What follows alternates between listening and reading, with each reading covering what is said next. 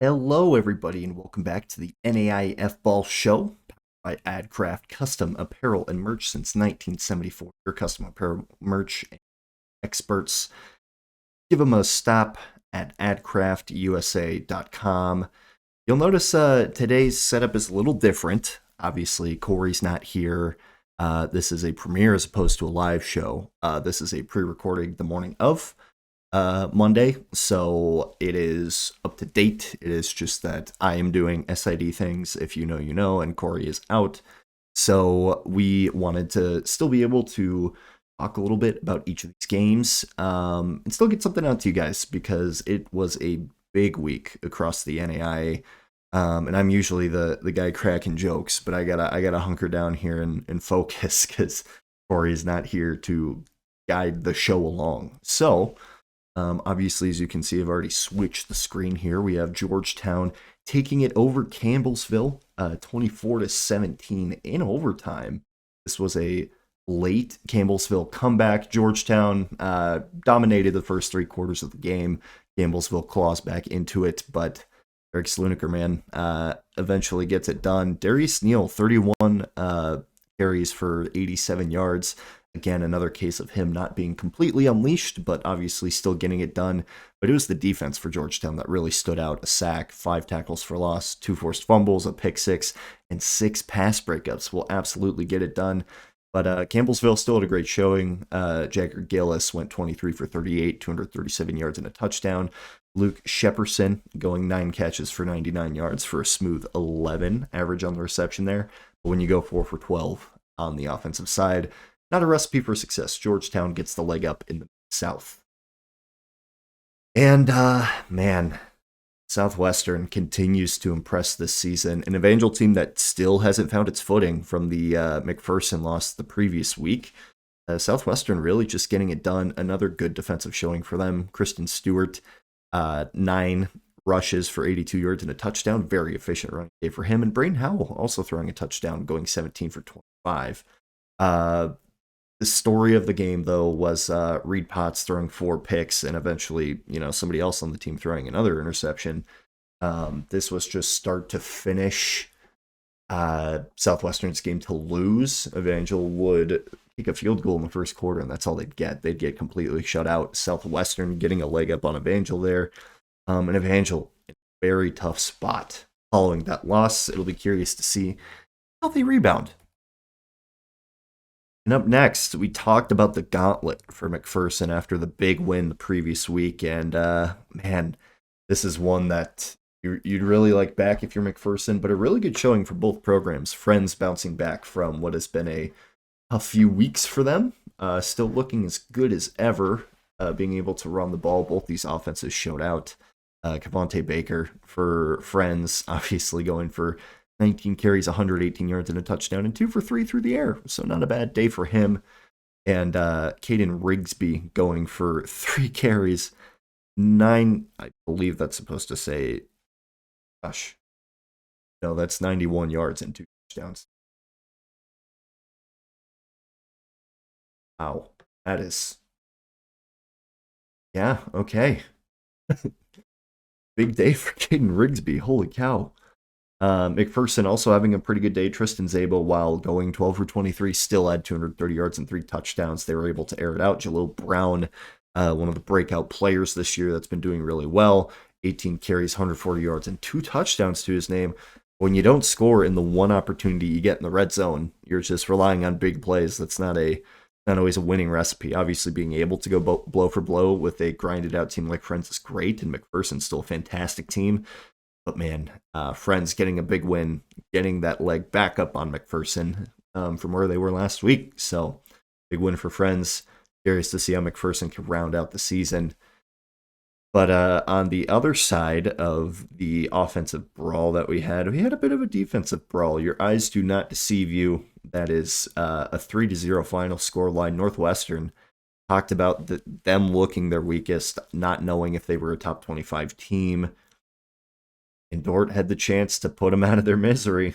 They just could not get it done. Obviously, you see the statistics there. Hayden Grusin, Colson Cruz. This was just defensive I I don't even know what to call it. It's it's like I said last week with the Big Ten and the Iowa football teams of the world, like just bleeding into all of the surrounding territory. The only points in this game would be an Eli Strader 38-yard field goal to open the second half. So 3 for 17 for Dort. 17.65% on third and fourth down is absolutely not going to get it done. This was Dort's chance to get their first win over Northwestern. Northwestern looked like they were finally on the back foot. Dort has looked as good as any team this year, and Northwestern's just barely squeaking it out. We have some interesting things going on in the GPAC for sure. Morningside clearly setting themselves above the pack, but this like 2 through 4, if you throw Concordia in here, it's extremely confusing, and I am frankly glad I don't have to sort through. And next up, we have Baker getting a big win over MidAmerican Nazarene. Shout out Truman Yulesgard. I shouted him out when we predicted last week, and he delivered 11 for 26 for 145 yards and 2 touchdowns through the air. Did have a pick, but plenty made up for it with 15 carries for 87 yards. And another good defensive performance for Baker. MidAmerican Nazarene's high-powered offense just not able to get it done. Adrian Parsons turns the ball over twice. Cameron Finley with a great day with 20 attempts, 95 yards, and a touchdown, but only getting 1 touchdown, 2 trips to the red zone. Again, that red zone offense is absolutely crucial, as we've seen. And Baker getting a staple win over a very hot MidAmerican Nazarene team. Excited to see how the season shapes up for him. And yes, we are transitioning to Mid-South, where we have a 4 overtime final contest. Bethel, Tennessee, getting a leg up on Lindsay Wilson, finally getting a big win under their belt after slipping for the last few weeks. Von Rucker, 24 for 43, 320 yards through the air, and 2 touchdowns on the ground will definitely get it done. Jordan Carson being the main target with 9 catches for 97 yards. 47% on third and fourth down is definitely a favorable percentage compared to Lindsay Wilson's 38.89% on 7 out of 18 on third and fourth down. That's just the difference right there. Should be mentioned Pryor Lamb going 19 for 35, 270 yards and 3 touchdowns, and Devontae Saunders having a big multi-purpose day. 12 attempts, 36 yards, 63 yards, and 2 catches, both going for touchdowns out of the backfield. Extremely impressive stuff from him. The Mid-South just continues to be even more confusing. But you know what's even more confusing is Frontier. Carroll did not slay the Chaos Dragon. Chaos reigns supreme. Frontier gonna frontier. Montana Western taking this one on senior day for them. 27-14. Michael Palandri playing absolutely lights out. 23 for 32, 239 yards through the air and a touchdown, and 89 yards on the ground. Eli Norse catching 9 of those Palandri passes for 114 yards, and 3 touchdowns and a field goal and 5 trips is much more efficient than some of the offenses we've talked about today. Jack Perka going 14 for 33, not a great completion percentage on the day. Did get a touchdown, but turned the ball over twice. And 25% on third and fourth down is not going to get it done. If you're Carroll, obviously this is a loss they can afford in the grand scheme of things, but now the Frontier looks really complicated, which we will get into next with some bracketology. But first, we got to shout out Connor Darnell. Even with all the stuff going on this week with the show, he was still able to get us graphics in time, and that's why the show looks so nice. So shout out Connor. Make sure you hit him up for all of your graphical needs. And here's our top 25 this week. Media poll. Obviously, you can see there's some movement. Welcome to the poll. Concordia, Nebraska. Evangel falling to 23. Northwestern crawling up to 21. McPherson not really punished for their loss against Friends, but I will say Friends does move up to number 10. Some other interesting things on here. Ottawa, Arizona just keeps winning, slowly creeping up with a 19th ranking. And Southwestern College moving up into that 18 slot. Almost made it to the second row in our poll. And Kaiser not unanimously the number 1 team in the country this week. Indiana Wesleyan got a vote, which is intriguing, but they've been playing really good, so I actually understand it. Texas Wesleyan, St. Thomas looked good. Benedictine dropping to 8, I believe.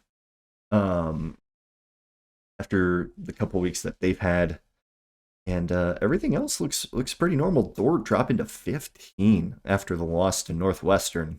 Obviously, Northwestern wasn't ranked high enough for the win to like jump them over. But yeah, GPAC got 4 teams in there with Concordia sneaking in our media poll, and Baker moving up to 11. Anatech solidly at 12, and Carroll right behind him at 13. A lot of fun stuff going on as we head into the last week or two of the season. And I don't believe this is going to come through in the audio, but our buddies at AdCraft make great stuff. They have been getting us our apparel merch for a long time and are doing a great job.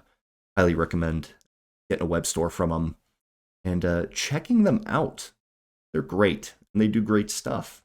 So, AdCraft, you'll really like it. While that wraps up, we can jump to our players of the week. On the offensive side of the ball, we got Ernie Caesar for Texas Wesleyan in a big win. 25 carries for 212 yards and six of them. You need 2 hands to count that. 6 touchdowns. Absolutely incredible performances. Texas Wesleyan continues to absolutely roll. And on the defensive side of the ball, we got Noah Miller for Bethel, Kansas, getting a big win this week. With 6 tackles, 3 sacks, 2 forced fumbles, and a pass breakup. That's going to do it. That's an impressive showing for a Bethel team that has needed some life this season. They've been playing good ball recently, though. I'll definitely give them that. So good to see them showing out still. Good for Noah. And coming up this week, there is a lot of good football on. The last couple weeks of the season are going to be chaotic as ever, with Georgetown going to Lindsay Wilson. Obviously, a big game there in the Mid-South. Southwestern travels to McPherson. Talked about McPherson's road to the end of the season, and Southwestern team's going to be an incredible test for them. McPherson gets home field advantage, and Montana Tech hosting 13th ranked Carroll. Will chaos prevail? I don't really know. These two teams have seen each other earlier in the year. What was technically non-contest, or a non-conference contest, I believe. Which, sure, whatever. I probably have that in, but it's I do believe these teams are playing for the second time. It should be interesting.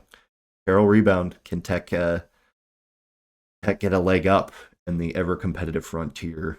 I gotta make picks here now. Give me Georgetown. Give me Southwestern on the road. Give me Montana Tech at home. I like that. I like those picks. We're going a full left side sweep for me. Sir Corey is making incorrect decisions on these games as we speak. But I'm not going to put words in his mouth. There's that. But you know who I'm never going to talk bad about? Oh, Bracketology. I thought we're doing Bracketology. That was almost a really smooth transition. But as we get closer to the playoffs, obviously, welcome to Locksville, Georgetown, St. Francis, Indiana, Kansas Wesleyan for pretty much shutting down their sides of the conference amid some crap that probably should not be happening. And Kaiser, Grandview, Indiana Wesleyan, Morningside, Texas Wesleyan, Dickinson State. Not surprises here. We talked about them last week as being pretty set. So welcome to the fold to those 3 teams. Good for them. Now we have some interesting potentials. Obviously, Carroll, Montana Tech, the winner of that game, is going to be in a great spot to potentially get the playoff, with the loser probably being knocked out. So a do-or-die game there for sure. Montana Western, also after the win over Carroll, is looking fantastic. They are one of the top teams on the outside looking in. St. Thomas, obviously not with the automatic bid, but they are pretty much set at this point. They've been playing great football and surviving games that their good teams wouldn't survive. So good for them. Dort not putting themselves in a good position with the loss, and Northwestern still potentially in it. But man, I don't know if either of those teams are going to get in at this point. It's hard just because with Northwestern beating Dort, if Dort would have won, they'd be pretty much set in. Going to be interesting to see how that plays out. MidAmerican, Nazarene, Benedictine, and Baker are all kind of in a chokehold right now. 2 out of 3 of those teams will probably make it in. Baker making a fantastic case, but man, Benedict and American Nazarene, it'd be tough to choose. It might come down to a ranking. All three very good teams, but I just don't think all three get in. Friends making a case with a big win over the hot McPherson. And the AAC champ, they got some shenanigans going on over there, I believe. No, U Pike is still leading that, but barely. Pretty sure it is. It is dire circumstances for everything they got going on there. So, not quite sure how that turned out. I can get an eye on this. Yeah, so Reinhardt, Pikeville, and Point still all 4-1. Tied for that first spot. Point at 4-6 could still potentially make the playoff. You heard it here first, folks. Crazy times we're living in. Now, on the real outside looking in is obviously going to be the loser of that Carroll Montana Tech game, like we talked about. Graceland with a loss to Missouri Baptist. Now, not in as good of a spot. They'd have to pretty much upset Grandview and win outright for a chance to get in. The one of the three from MidAmerican, Nazarene, Benedictine, and Baker, like we talked about. McPherson with a loss, more on the outside, but could get back on track with a win over Southwestern, who's also on the bubble at this point. Campbellsville also outside looking in, but has looked pretty good this season. And Southern Oregon dropping a little bit after dropping a conference game or two, but still made a solid case with some big ranked wins. So will be interesting to see how that plays out. And that's all I got for you today. So thanks for tuning in. Definitely a quicker episode, not as much banter, but got to get to the point. We're all busy people, but it's going to be a fantastic week. NAIAFBALL, NAIA football. And week really, I don't have a nifty transition. I used it up early. So thanks to our patrons who, if you scan that fancy QR code on the screen right in front of you, go to patreon.com/NAIFBall. For just $1 a month, you can support us. Help us do cool things like me going to the national championship game this year. That's going to be awesome. Pumped for that. Get some coverage, and you can join this wonderful list of people, which include DSU Cohn, Bob Boone, Roger Meyer, Jeremy Vobble, Fred Christensen, Ace Wellen, Brett, Marty Siebold, Nick Ryan, Kyle Gregory, Tyler Pierce, Justin Hoffman, Steve Speakman, Brian Shake, Julianne Shager, Nate Soatbeer, Stephen Cutler, Julie Lott, Dale Norton, Nathan Moore, Ryan, Jason Crawford, Charles A. Flowers, Todd Nix, Sean Chamberlain, Zach Lance, Jose Trujillo, Casey Wilson, Carol C. Shrugs, Chris Henchman21, Derek Lowers, Jason Garden, USF Sucks, Chris Zwiener, Ian Bookshire, Joey Breckel, and Coca Nicholas. What a great time to be alive. I love football. That's really all I have for you. Have a great week, and we will see you guys on the Twitter feeds.